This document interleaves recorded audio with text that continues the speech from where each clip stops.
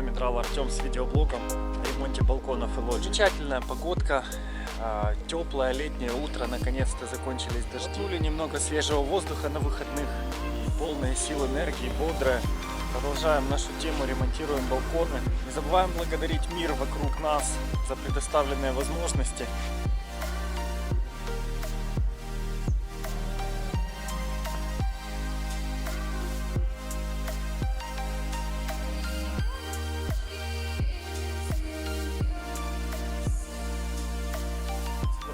Друзья, у нас 4 дня подряд шел дождь. Посмотрите, какая замечательная полянка. Найдем ли мы сейчас здесь какой-нибудь гриб, кроме поганки? Трига. Вот он, дождевичок.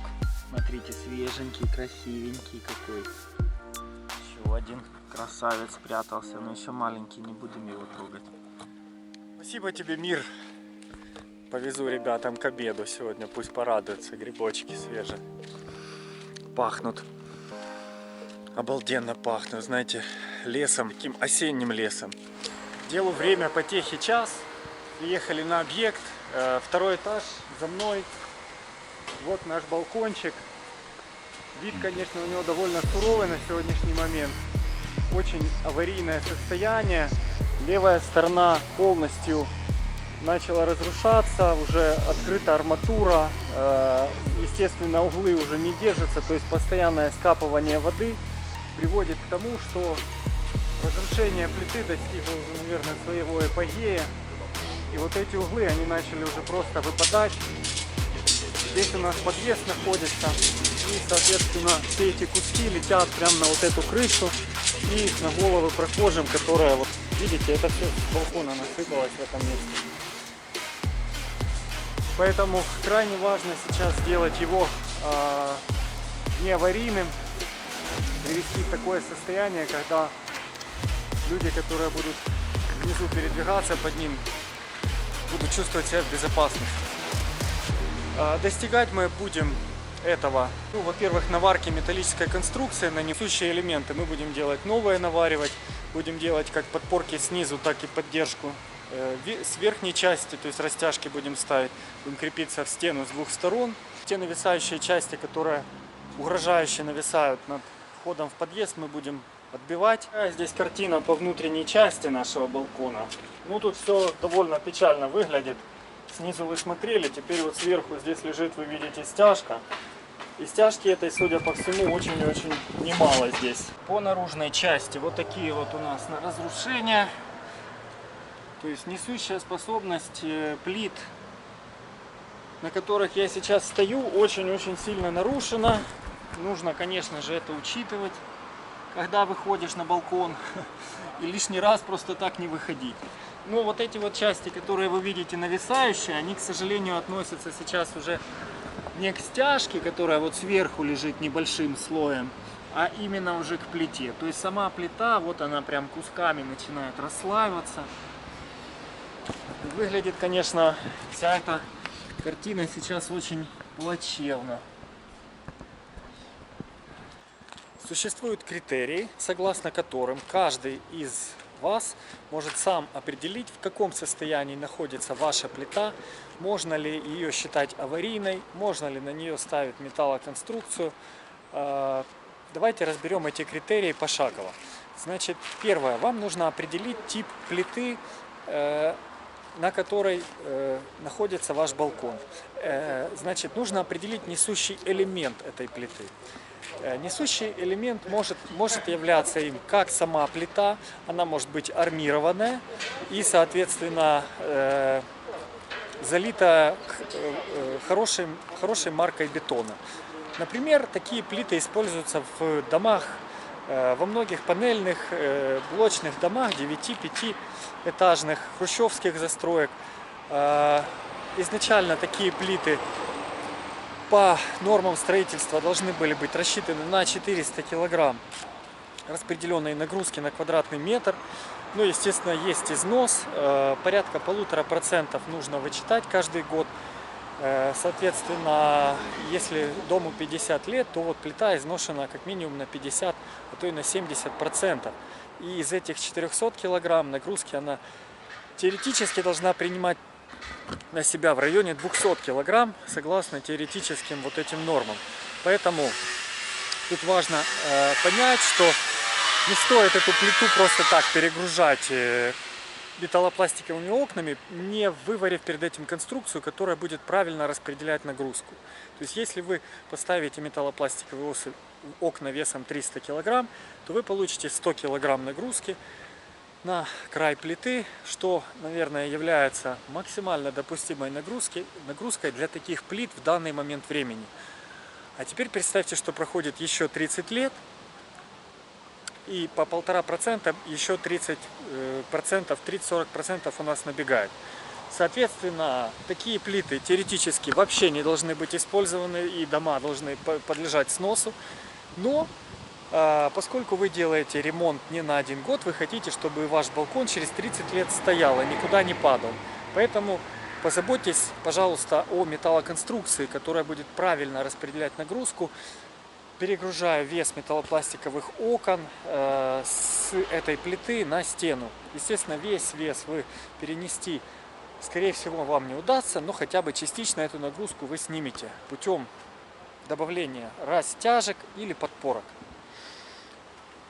Если у вас дома сталинской постройки, екатерининской постройки, вот старые вот эти вот дома, чаще всего там используются несущие элементы, которые находятся под плитой. То есть сама плита не является несущей, то есть защемление в стену не сделано для этой плиты. Она просто подходит к стене, а несущие элементы, они уже защемлены в стену. И, например, вот в этом доме мы можем наблюдать такие несущие элементы под плитой. На нашей плите, которую мы сейчас ремонтируем, точно так же. Сверху находятся 3 плиты, которые просто на ней лежат, на вот этих двух вот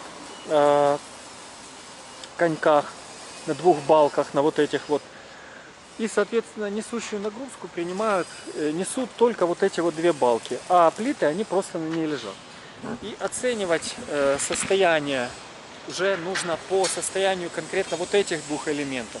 Не по состоянию тех плит, которые находятся сверху на несущих элементах, а на несущих элементах. Есть также сталинские постройки, у которых не под балконом находятся несущие элементы, а непосредственно они вмонтированы в саму плиту. То есть это, например, идет там 2, 3, 4 швеллера, в зависимости от длины балкона, которые принимают на себя как раз вот эту вот несущую нагрузку. И уже внутри этих швеллеров лежит армирование и залита бетонная стяжка. Соответственно, нужно обращать внимание на состояние этих швеллеров. Либо они швеллера, либо они рельсы, по-разному может быть. Но в любом случае это металлические какие-то опоры, которые также имеют защемление в стене. Нужно понимать, в каком они находятся состоянии. Значит, здесь уже определить визуально это довольно сложно, так как очень часто бывают эти элементы открытые, они не закрыты в течение 50 лет не были. И визуально вы видите просто ржавое железо и все. То есть тут по факту оценить нужно, взяв какой-нибудь там молоток, например, и постучав по этому швеллеру, то есть надо посмотреть, сколько живого металла на нем осталось. Если изначально у него была там толщина 12 мм, то нужно посмотреть примерно сколько от него осталось, то есть сколько скалывается, сколько остается, и поэтому вы примерно поймете его износ. Естественно, такая же ситуация, как и со всеми остальными балконами. Ставить остекление непосредственно на такие конструкции категорически не разрешается. Не забывайте, что это вопрос не только вашей безопасности, но и безопасности прохожих, людей, которые живут вокруг вас. Обязательно нужно изготовить металлическую конструкцию, которая будет правильно распределять нагрузку, как и в любом другом варианте типа постройки дома. А теперь давайте разберем, какие варианты металлокаркасов возможно изготовить для укрепления каких-либо плит под остекление. Ну, принципиально существует 2 разных типа таких металлических каркасов. Либо это будет каркас, который поддерживает саму плиту, если она находится в аварийном состоянии, и она же сама является несущим элементом. Либо это будет каркас, который независим от плиты, и который так называемый навесной каркас, который будет всю нагрузку абсолютно на 100% переносить на стены. Для того, чтобы такой каркас соорудить, нужно использовать как растяжки, так и подкосы под балконом. И нужно, чтобы стена, в которую вы крепите эти, соответственно, элементы, могла эти нагрузки выдерживать. Какой каркас конкретно применять в вашем случае, нужно смотреть каждый раз инженеру-замерщику желательно. Ну или вы сами можете попробовать определить. Чаще всего правильнее использовать каркасы, которые абсолютно независимые от плиты, то есть плиту оставлять в таком состоянии, в котором она находится, естественно, предварительно отбив все элементы, которые не держатся. Вот как в данном случае мы поступаем. То есть у нас плита полностью разрушенная, все элементы, которые нависали и не держались, мы с нее отбили. В дальнейшем желательно, конечно же, эту плиту либо закрыть цементной смесью от наружных воздействий, то есть армирующие плиту элементы нужно обязательно закрыть от агрессивных наружных воздействий, чтобы они не продолжали корродировать. Нужно по максимуму остановить коррозию. Если есть такая возможность сделать это своими силами, обязательно сделайте. Возьмите грунтовку, погрунтуйте, затем закройте это хорошей цементной смесью крепкой. Если такой возможности нету, вы находитесь, например, где-то там на 5-м этаже, и вы не дотягиваетесь до этих элементов, ну тогда хотя бы просто грунтовкой закройте корродирующие элементы и с помощью каркаса из ЦД профилей наберите, закройте открытые части плиты сайдингом, закройте чем угодно, профнастилом, подшейте плиту снизу, чтобы с нее не сыпалось людям на голову. То есть сделайте максимально закрытую коробку, которая при этом будет вентилироваться. Вот сайдинг, например, является вентилируемым фасадом, он имеет контуры, через которые плита, естественно, может высыхать. Но обязательно закройте ее от попадания влаги, то есть снега, дождя. У нас на данном этапе вот такой вот металлический каркас. Плиту мы освободили, вот у нас внизу, видите, куски валяются. То есть мы ее освободили от всех нависающих элементов. Как видите, элементы поддержки, несущие балки, они в более-менее нормальном состоянии находятся. И все открытые элементы армирования, они находятся на плитах, которые несущую роль не выполняют. Что мы сделали? Мы сделали конструкцию, которая будет самодостаточной. Она практически не опирается на вот эти вот балки несущие. Она сейчас имеет подкосы по верхней части, и мы также сделаем еще, вернее, она имеет растяжки по верхней части, и мы также сделаем подкосы вниз. То есть конструкция у нас будет полностью независимая, опираться она будет на стену, внизу она будет опираться, сверху она будет на стене подвисать.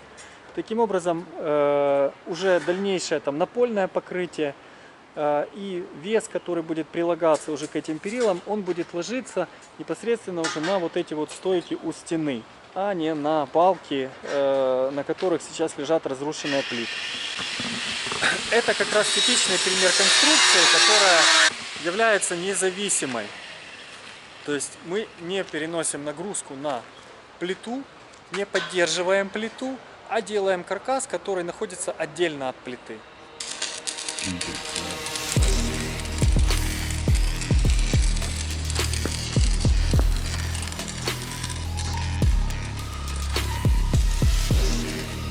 Ну а что делать, друзья? Другого варианта нет, проводить больше их некогда.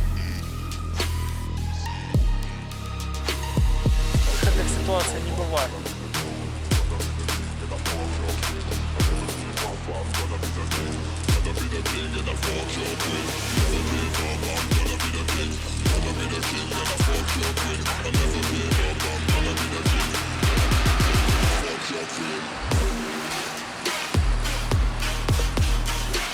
Финишная прямая.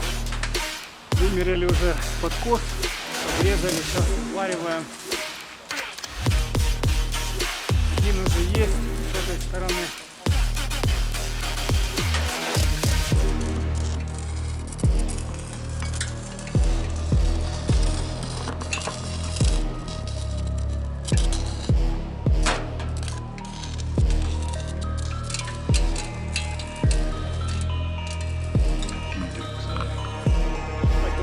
итогом нашего сегодняшнего труда является вот такой вот балкон. Он преобразился. Вот он теперь похож на такой добротненький, красивенький балкон открытого типа. В общем-то, такие южные перила, довольно симпатичные. Мы использовали трубу 40 на 40 и квадрат 10 для того, чтобы придать ему такую вот завершенную композицию. Вот. И, в принципе, элементы все недорогие, но при этом достаточно неплохо, симпатично смотрится. На пол положили на наш каркас OSB 18, взяли вот лак хороший, яркий для наружных работ. Вот такой вот валик. Сейчас все это дело закатаем, и какое-то время эти OSB плиты, они здесь постоят. Как бы изначально планировалось, что балкон будет остекляться, но я так понял, что в процессе того, как вываривались перила, заказчики там возникали у них новые идеи насчет этого балкона, то есть уже вот не так стало страшно немножко выходить, и может быть какие-то уже там возникли желания почаще здесь бывать, может быть какой-то столик поставить, и уже может быть и остекления не надо. Вот, поэтому, ну, в данный момент вот такое вот решение. Я не знаю, будет ли здесь довариваться ферма. В принципе, каркас рассчитан на то, чтобы на него можно было установить окно и доварить верхнюю часть. Ну, будем посмотреть. Если будет остекление, обязательно вам покажу вторую вот эту вот часть. И сейчас покажу вам снизу результат с подкосами. Так, снизу у нас вот такая вот картина. Как видите, у нас есть две диагонали. Одна работает на растяжение. Она приварена к той стойке, которая пришпилена двумя анкерами. Вторая диагональ находится внизу. Она является подкосом, она работает на сжатие. Создали треугольник жесткости, в котором правильно распределяется нагрузка, и нагрузка на непосредственно вот эту вот трубу, которую придерживают эти два треугольника. На противоположной стороны такая же история, тоже диагональ. Вот образом сделанный балкон, он является полностью самостоятельным, то есть тот пол, который мы прикрутили из OSB, он лежит уже на металлоконструкции, на новой металлоконструкции, которая не опирается на существующую плиту. Поэтому можно сказать, что этот вариант здесь оптимальный. Конечно же, нужно зашивать, заканчивать с плитой. То есть вот такое вот страшилище обгрызанное оставлять нельзя. Мы бы обязательно это сделали, если бы была финансовая возможность сразу у заказчика. Но мы вернемся к этому вопросу, я думаю, что в недалеком будущем. И зашьем вот эту вот часть балкона нижнюю, которая выглядывает, и подкосы наши мы полностью перекроем каким-нибудь красивым материалом декоративным, или это будет сайдинг цокольный, или это будет профнастил. Вот, придумаем и обязательно вот это вот все закроем. Предварительно нужно будет погрунтовать все элементы, которые открытые на балконе сейчас находятся, все вот эти вот ржавые арматуры, особенно на несущих элементах, те части, которые пооткрывались, мы их все позакрываем. Возьмем цементно-песчаную смесь и хорошенечко там все поподмазываем. Затем закроем, и будет оно стоять, будет красиво, эстетично, и я думаю, что прослужит еще столько же, сколько оно уже простояло. На этом буду заканчивать видео. Спасибо всем, кто смотрел. Надеюсь, что информация, которую сегодня я пытался донести в наиболее простой форме, все-таки была вам полезна и кому-то она пригодится. Подписывайтесь на канал. В следующем видео мы будем делать в Днепровской браме. Это наша новостройка. Будем очередную лоджию утеплять и соединять ее с квартирой. Будут интересные уже технологии утепления. Поэтому подписывайтесь, не пропустите следующий выпуск, кто не подписан. И нажимайте на колокольчик, чтобы не пропустить его в оповещениях. Если информация была вам полезна, если этот выпуск вам понравился, пожалуйста, поддержите его своими лайками. Я буду вам лично благодарен. Пишите в комментариях, что вы думаете по поводу проделанной работы, и задавайте вопросы. Может быть, у кого-то аналогичная ситуация, кому-то нужна консультация, где-то какие-то сомнения. Ну, я чем смогу, тем помогу. Задавайте вопросы в комментариях, жду, буду рад всем ответить. С вами был Драл Артем. Всем хорошего настроения, мира, любви, добра, удачи. Всем пока.